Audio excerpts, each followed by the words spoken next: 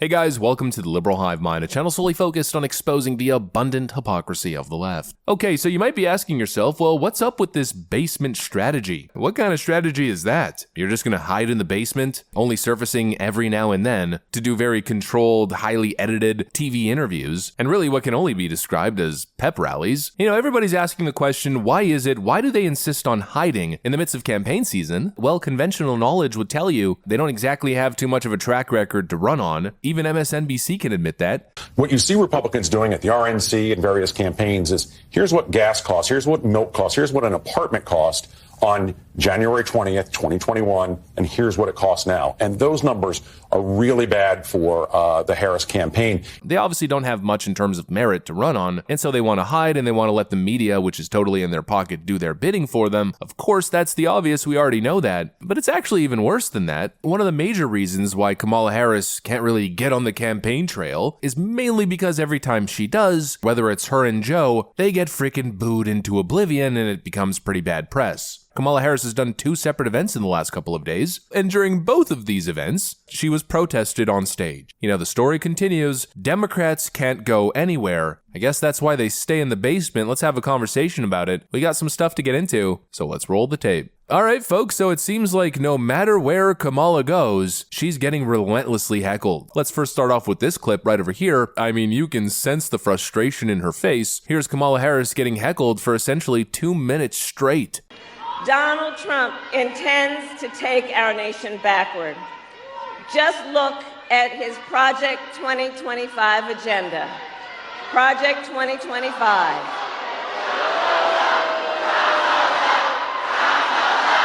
Please do check out Project 2025, because I'm telling you, it is a plan. It is a plan to weaken America's middle class. Project 2025, if he is elected.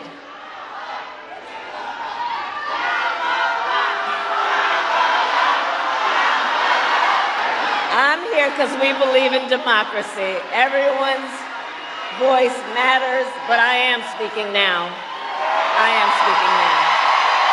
So Project 2025, look, if he is elected, Donald Trump intends to give tax breaks to billionaires and big corporations. He intends to cut Social Security and Medicare. He intends to surrender our fight against the climate crisis, and he intends to end the Affordable Care Act. You know what? If you want Donald Trump to win, then say that, otherwise I'm speaking. They tried drowning the protesters out with a Kamala chant, but ended up giving up pretty fast, and Kamala tried to salvage the situation by doing exactly what she usually does, the typical sassy, bot-like response, "Excuse me, I'm speaking." You know what? If you want Donald Trump to win, then say that, otherwise I'm speaking. Mr. Vice President, I'm speaking. I'm speaking. But I am speaking now. I'm speaking right now. I'm speaking. Yeah, that's kind of become Kamala Harris's slogan as of late. Donald Trump's got "Make America Great Again," and Kamala Harris has "Listen, America, I'm speaking, okay? Shut up so I can lecture you about your white privilege and why it's important to respect people's pronouns." Oh, so enticing. These people suck so bad their own side doesn't even want them. You know, we talk a lot about Democrat unity, and certainly it's a real thing. I mean, it really is a real thing. Democrats unite like no other, but they do so, frankly, in cult-like fashion. Democrats don't actually like the politicians that represent them. They're just gonna vote blue no matter who. They're just cultists. It's like leftists unite every election season. Then, of course, the moment election season is over, they go into their own camps and continue hating each other. And that's why Democrats these days are struggling to campaign. The reality is, they've formed partnerships with far-left extremists. They've done it for political purposes, you know, the ends kind of justifying the means kind of thing. And so now it's created this weird situation where Democrats can't even exist in their own backyards. They're either getting punked by Trump supporters. Hey, Trump, you know Dominicans actually hate your guts, right? Because you're a scumbag, you know that, right? You ruined New York. You're a loser. You're a loser, buddy. You're a loser. Oh, ABC. Oh, hey. You gonna condemn Hamas and the terrorist attacks here or what? You know the 3 branches of government yet? You are such a loser. You are so stupid. You are the worst. You suck. You are the absolute worst. or they're getting protested by their own rabid leftoid base. I mean, I really mean it, they can't go anywhere. Throughout the last 4 years, we've chronicled this phenomenon. Joe Biden got booed and heckled in California of all places. Nancy Pelosi constantly gets heckled in her own city. Alexandria Ocasio-Cortez can't host a freaking town hall in her own district. Every single time it devolves into total chaos.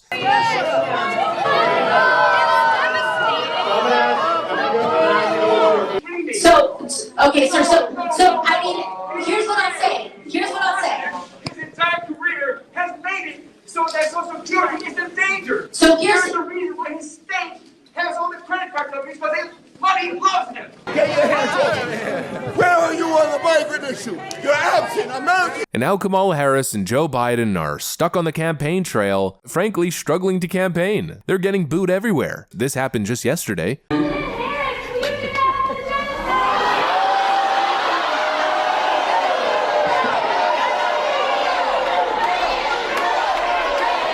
Again getting protested by their own supporters. And it's obvious why now, isn't it? I mean, it's constant backstabbing in this weird leftist coalition. Kamala Harris essentially branded herself a far-left politician, a progressive, for the purposes of attaining all the political glory, the titles, the offices, the connections, and now she's faced with possibly the biggest promotion of her entire career. She's done a complete 180. And so obviously that's why leftoids are protesting her, because essentially she's a total fraud. And that of course also loops back to the initial point of the video. That's why they're hiding, because they're frauds and they're scared. They claim to not be scared, but they're too scared to freaking campaign because they don't want to get protested. They're too scared to do interviews, to sit down and do a press conference. Would it kill you guys to have a press conference? Why hasn't she had a press conference? Listen, the Vice President and Governor Walz have been busy crisscrossing this country since the launch of this campaign and adding Governor Walz to the ticket. You saw the ways in which they went across the battleground states last week, generating rallies of thousands, 10,000 here, 15,000 there. But Michael, you know, a campaign rally is not a press conference. Do you mind if I cut in? I mean, you know, a campaign rally is not a press conference. Why hasn't she had a press conference? She's the vice president. She can handle the questions. Why not do it? We absolutely are going to do it. You hear her take questions as she's out on the stump, and she said last week, we're going to be having a sit-down interview here before the end of the month. What she's going to be focused on and what this campaign is going to be focused on is communicating directly with the voters that are actually going to decide the pathway to 270 electoral votes. That's why she commit to a press conference this week? This past week. That's why we're doing a bus tour in Pennsylvania as we head into Chicago. And it's why we'll sit down for an interview before the end of the month to make sure that we can have a deep dive conversation about the vision that Kamala Harris has for where she wants to take this country and the contrast that we're going to have with Donald Trump. We're going to have plenty of opportunities to do that throughout the rest of but one interview by the end of the month. This month and throughout the rest of the campaign. I don't want to, belabor this, but one interview before the end of the month. I mean, that's not a lot. I mean, can you commit to a press conference before the end of the month?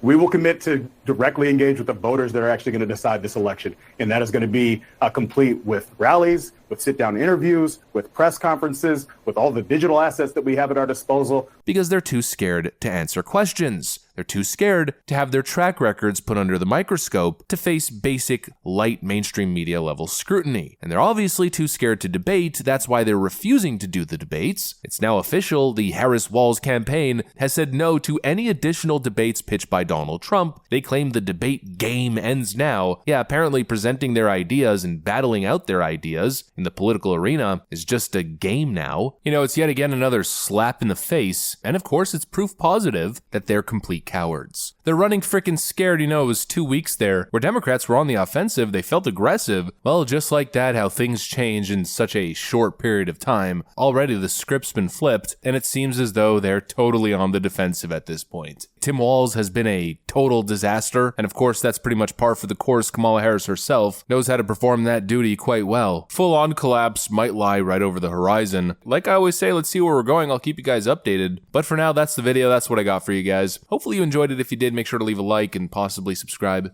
Thanks for watching, and I'll see you on the next one.